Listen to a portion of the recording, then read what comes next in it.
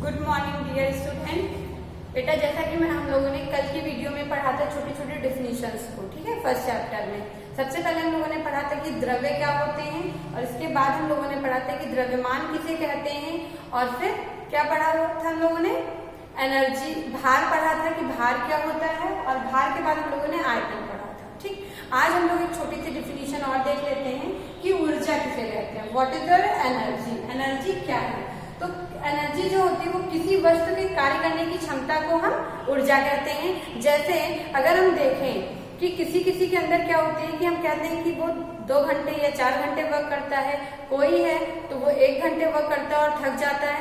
तो इससे हमें ये पता चल जाता है कि जो जितने टाइम तक वर्क ज्यादा अधिक से अधिक वर्क कर पाता है उसके पास उतनी ही ज्यादा एनर्जी होती है। तो इससे हम एनर्जी का पता लगा सकते हैं। तो इसीलिए कहा भी गया कि किसी वस्तु के कार्य करने की क्षमता को हम ऊर्जा कहते हैं। वस्तु में क्या है, हम लोग भी आते हैं, कोई भी किसी भी चीज को, कोई भी सब्सटेंस हमारा है, वो सारी चीजें हमारी आ जाती हैं जिससे हम कैपेसिटी पता कर सके किसकी कितनी ज्यादा कैपेसिटी है। तो कार्य करने की क्षमता को हम ऊर्जा कहते हैं। अब हम देखेंगे कि कल हमने आप लोग को बताया था कि द्रव्यमान और भार में संबंध हम पढ़ेंगे। द्रव्यमान और भार में संबंध, द्रव्यमान और भार में संबंध। ठीक, द्रव्यमान और भार में संबंध, relation between mass and weight, mass and weight. ठीक है, relationship between mass and wait.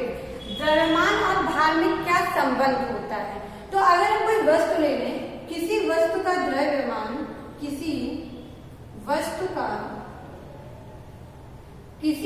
का द्रव्यमान m, मास को हमेशा स्मॉल m से लिखते हैं, तथा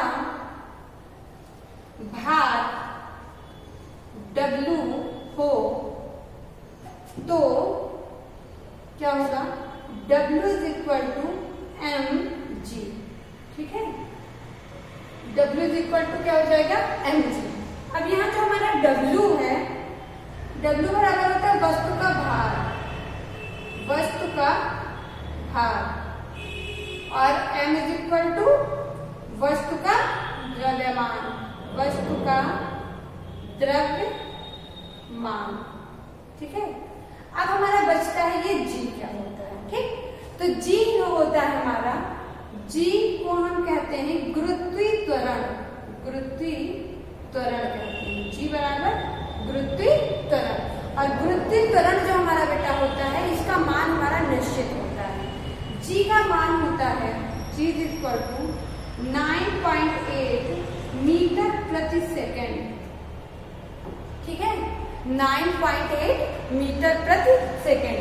G हमारा जो होता है वो गुरुत्वीय त्वरण होता है, इसका मान 9.8 मीटर प्रति सेकेंड होता है। कभी कभी क्या होता है कि क्वेश्चन में ऐसे पूछ लिया जाता है कि G की वैल्यू क्या होती है। ठीक है, ये ऑब्जेक्टिव में भी आ सकता है, तो हमें ये ध्यान रखना है, ये बहुत इंपॉर्टेंट है कि G का मान जो होता है वो 9.8 मीटर प्रति सेकेंड होता है। ठीक, हमने देखा कि द्रव्यमान और भार में संबंध जो होता है W बराबर mg, जहाँ पे W जो हमारा वस्तु का भार है, m जो है वो वस्तु का द्रव्यमान है, और G जो है वो गुरुत्वीय त्वरण है। जहाँ पे G जो हमारा है गुरुत्वीय त्वरण, उसका मान जो होता है वो 9.8 मीटर प्रति सेकेंड होता है।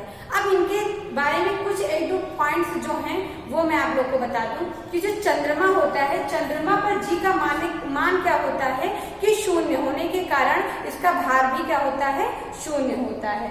इसका क्या होता है, भार 0 होता है। G का मान जो होता है, G का मान चंद्रमा पर कितना होता है, 0 होता है, 0 होता है। ठीक, और जब 0 होता है चंद्रमा पर इसका मान, तो इसी कारण इसका क्या होता है, वायु में जो इसका भार होता है, ठीक है, वो भी क्या होता है, 0।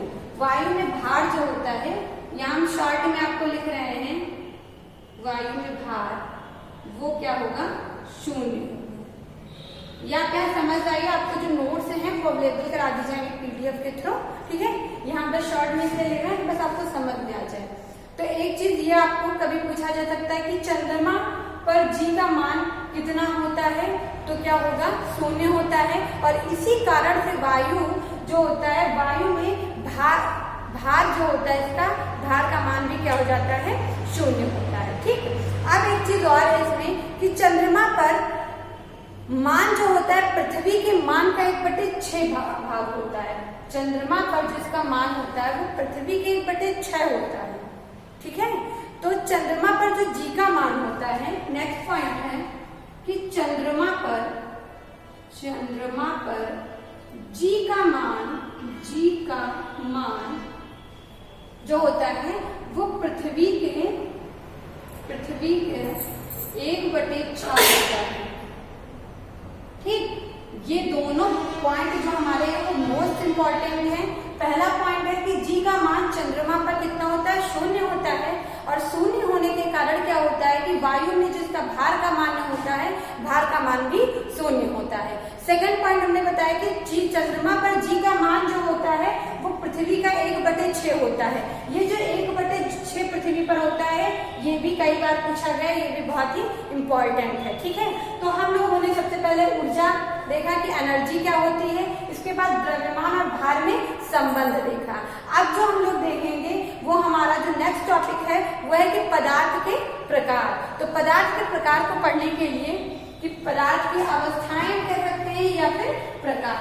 तो पदार्थ की जो अवस्थाएं हैं वो मेन जो है हमारे मुख्यतः 3 होती हैं, ठीक है। आप सब लोग जानते होंगे 3 अवस्थाएं जो पदार्थ की होंगी वो कौन कौन सी होती हैं। पदार्थ की अवस्थाएं हमारा टॉपिक है।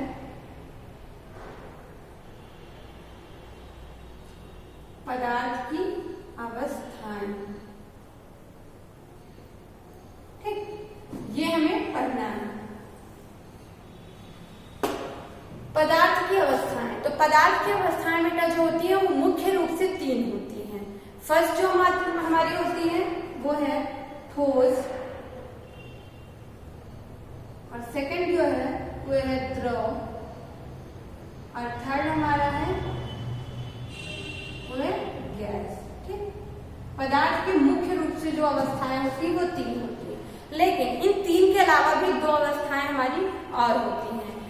फोर्थ जो हमारी होती है वो है प्लाज्मा, और फिफ्थ जो होती है वो है बोन्स आइंस्टीन, ठीक है। लेकिन ये हमारे सिलेबस में नहीं है, तो इसीलिए जो मुख्य रूप से अवस्थाएं हैं वो हमारी 3 है। पहली है ठोस अवस्था, दूसरी है द्रव और तीसरी है गैस। तो अब इसको एक एक करके हम थोड़ा समझ लेते हैं। फर्स्ट जो हमारी ठोस अवस्था, हम शॉर्ट में यहाँ आपको बताएंगे ठोस अवस्था, ठीक। ठोस अवस्था जो हमारी होती है इसमें आप जानते हैं पहला पॉइंट अगर देखें तो इसका आकार और आयतन दोनों निश्चित होता है। आकार और आयतन क्या होते हैं, निश्चित होते हैं। आकार और आयतन निश्चित होते हैं, ठीक। पॉइंट वाइज हम लिख रहे हैं। सेकंड में अगर हम इसके एग्जांपल देख लें तो लकड़ी, लोहा, ठीक, लकड़ी, लोहा, और क्या कह सकते हैं ठोस में,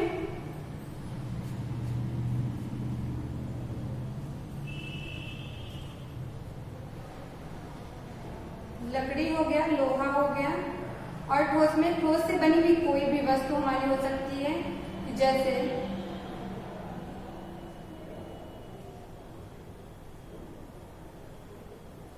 पत्थर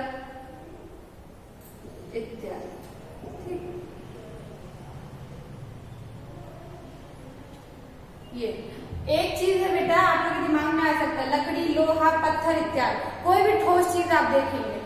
पिछली बार क्या हुआ था कि बच्चों ने क्वेश्चन ही पूछ लिया था कि मैम लकड़ी है मान लीजिए, और लकड़ी हमारा ठोस है, लकड़ी को अगर हम काट दें सपोज करिए तो उसका क्या होगा, आकार और आयतन दोनों तो अनिश्चित हो जाएगा, लेकिन आपने बताया कि निश्चित हो होता है। तो क्या होता है, एक चीज याद रखना कि बेटा जब तक कोई बाह्य बल नहीं लगाया जाता है तभी तक ये चीजें होती हैं, ठीक है।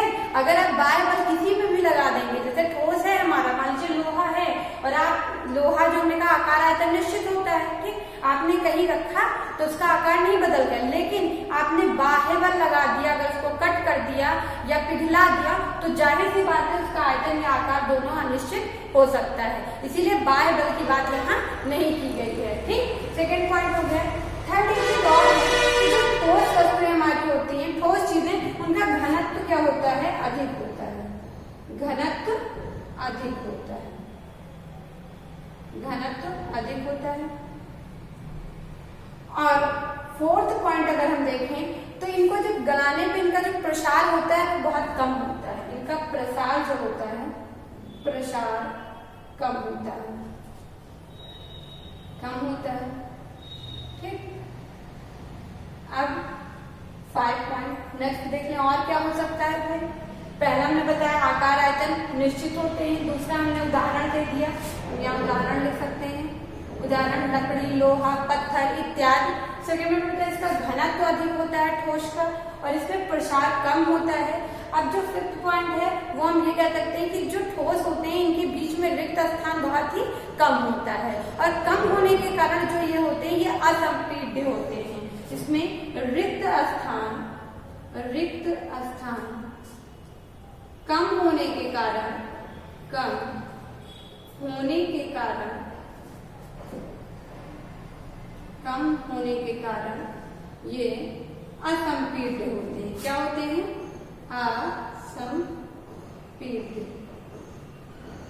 असंपीड्य होते हैं, ठीक है।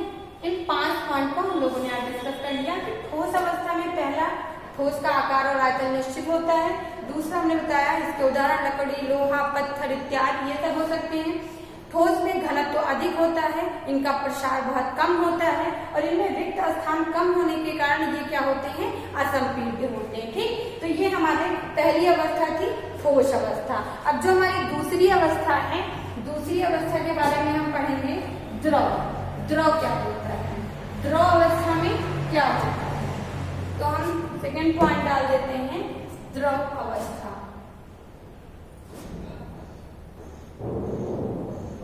द्रव अवस्था, ठीक, इसमें भी हम पॉइंट वाइज समझ लेंगे क्या होता है। द्रव अवस्था जो होता है इसमें पहला पॉइंट अगर हम देखें तो इसका क्या होता है, आकार। आकार तो इसका क्या होता है, निश्चित होता है, लेकिन आयतन जो होता है वो अनिश्चित होता है, आयतन अनिश्चित होता है, अनिश्चित होता है, ठीक। पहला पॉइंट हो गया। सेकंड पॉइंट में हम उदाहरण देख लें। उदाहरण क्या होगा, द्रव में हो सकता है पानी मतलब जल, तेल, जलवाष्प इत्यादि, और जो भी आपको द्रव के रूप में दिखाई पड़े, ठीक, ये सारे हमारे द्रव हो जाएंगे। फिर थर्ड पॉइंट अगर हम देखें तो क्या होता है कि इसमें क्या होता है कि जो रिक्त स्थान हमारा होता है वो ठोस की अपेक्षा क्या होता है कि ठोस की अपेक्षा कम होते हैं।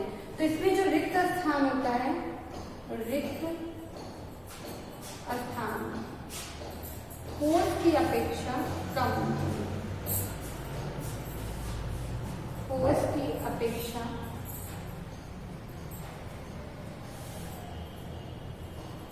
कम होती है,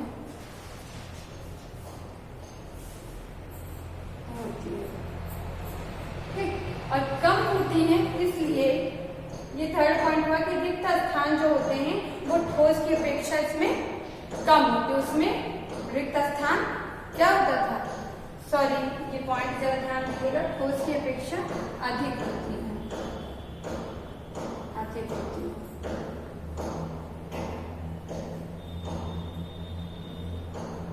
और अधिक होने से इसमें क्या होती है, तो ये संपीड्य होते हैं, संपीड्य होते हैं, ठीक, संपीड्य होते हैं। इनमें क्या होता है, फोर्थ पॉइंट अगर हम देखें तो हम कह सकते हैं, हमने कहा था कि ठोस में क्या होता है, प्रसार बहुत ही कम होता है, लेकिन द्रव में प्रसार क्या होता है, अधिक होता है, प्रसार अधिक होता है। द्रव में प्रसार जो होता है वो क्या होता है, अधिक होता है। ठीक, तो हमने देखा इसमें आकार निश्चित और आयतन अनिश्चित होता है। सेकेंड पॉइंट हमने उदाहरण देखी है, जल है, तेल है, जल वाष्प है इत्यादि, और भी द्रव पदार्थ हमारे हो सकते हैं। थर्ड पॉइंट देखिए, इसमें रिक्त स्थान क्या होता है कि ठोस की अपेक्षा अधिक होता है और इसके कारण ये संपीड्य होते हैं। और नेक्स्ट जो हमने देखा, इसमें प्रसार क्या होता है, अधिक होता है द्रव में। ठीक, तो ये हमने पढ़ा द्रव अवस्था। ठीक, अब हमारी लास्ट अवस्था होती है गैस अवस्था, उसे भी हम लोग देख लेते हैं।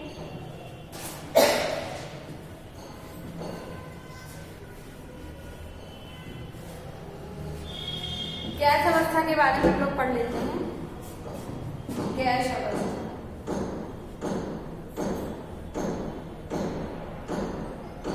गैस अवस्था। ठीक, गैस अवस्था में हम पहला पॉइंट अगर देखें तो ये कह सकते हैं इसमें आकार और आयतन जो हमारे होते हैं वो दोनों अनिश्चित होते हैं। कह सकते हैं आकार और आयतन, आकार और आयतन दोनों अनिश्चित होते हैं, दोनों आयतन अनिश्चित होते हैं, अनिश्चित होते हैं। आकार और आयतन दोनों अनिश्चित होते हैं। ठीक, सेकेंड पॉइंट अगर हम गैस में देखें तो क्या होगा कि इसमें एग्जाम्पल, हमारा एग्जाम्पल देखें तो हाइड्रोजन, ठीक, सॉरी हाइड्रोजन, हाइड्रोजन ये भी गैस है हमारी, हीलियम, सल्फर,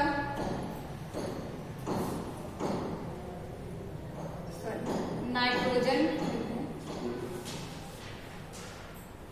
नाइट्रोजन इत्यादि। जो भी हमारी जितनी भी बेटा गैसेस हैं वो सब इसमें आ जाएंगी। ठीक है, हाइड्रोजन, हीलियम, नाइट्रोजन, ऑक्सीजन, जितनी भी गैसेस हैं ये सब हमारी गैस अवस्था में आ जाएंगी। इनमें क्या होगा, प्रसार बहुत अधिक होगा, जानते ही हैं प्रसार अधिक होगा, प्रसार अधिक होगा। ठीक, नेक्स्ट पॉइंट देख लें, इनमें रिक्त स्थान काफी होगा। ठीक है, गैस में क्या होते हैं कि इनके जो अणु होते हैं वो हमारे गैस में क्या होते हैं, बहुत ही दूर दूर होते हैं, तो ये भी क्या होंगे, संपीड्य होंगे। इसमें अणुओं में रिक्त स्थान अधिक होने के कारण, रिक्त स्थान अधिक होने के कारण क्या होते हैं, ये अधिक होने के कारण ये संपीड्य होते हैं। क्या होते हैं, संपीड्य होते हैं, संपीड्य होते हैं। ठीक, ये हमारी थी गैस अवस्था। तो हमने बारी बारी से ठोस, द्रव और गैस तीनों अवस्थाओं को पढ़ लिया है। ठोस गैस अवस्था में क्या होता है, आकार आयतन दोनों अनिश्चित होता है। इसमें हाइड्रोजन, हीलियम, नाइट्रोजन, ऑक्सीजन जितनी भी गैसेस हैं सारी आ जाएंगी। और है प्रसार इसमें अधिक होगा, फैलाव, प्रसार का मतलब होता है फैलाव। जाहिर सी बात है गैस में क्या होता है, फैलाव अधिक होता है। और इसमें क्या होता है कि अणुओं में रिक्त स्थान बहुत ही अधिक होता है और अधिक होने के कारण ये भी क्या होते हैं, हमारे संपीड्य होते हैं। तो ये हमारी थी गैस अवस्था। ठीक है, तो हम लोगों ने आज पढ़ा एनर्जी क्या होती है, और एनर्जी के बाद हमने पढ़ा कि द्रव्यमान और भार में संबंध, और इसके बाद जो हमारा टॉपिक था वो पदार्थ की अवस्थाएं थी। इसमें हमने आपको तीनों अवस्थाएं पढ़ाई हैं। पहली थी ठोस अवस्था, दूसरी द्रव और तीसरी गैस अवस्था। हमने बारी बारी से तीनों अवस्थाओं को डिस्कस कर लिया है। तो अगर इसमें आपको किसी भी टॉपिक में कोई प्रॉब्लम हो तो आप पूछ सकते हैं। आज की वीडियो में इतना ही। Thank you.